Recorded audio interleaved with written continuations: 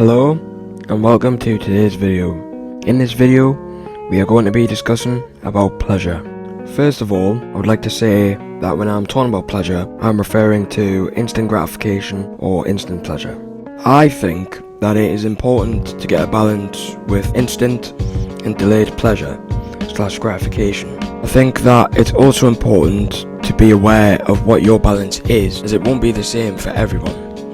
And being aware of what kind of pleasure you are indulging in and what you're gaining from it. An example of how instant pleasure affects us is from the book Why Buddhism is True by Robert Wright. In his book, he gives an example of eating some junk food, of feeling briefly satisfied and then only minutes later feeling that kind of crash and maybe a hunger for more junk food. He said that this illustrates how subtle our delusions can be, as they're more about things not being quite as they seem. Another reason it is a good example is because it is fundamental to Buddha's teachings.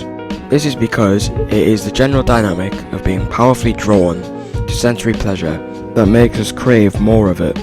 It's also that pleasure itself is not bad, but clinging to pleasures will lead to suffering. So, how do we work on focusing less of our time on these pleasures? There are a lot of strategies that we can use. A good first strategy would be to exercise. Exercise will reduce the need for instant pleasure, as we are aware that we are doing something good for our mind and our body.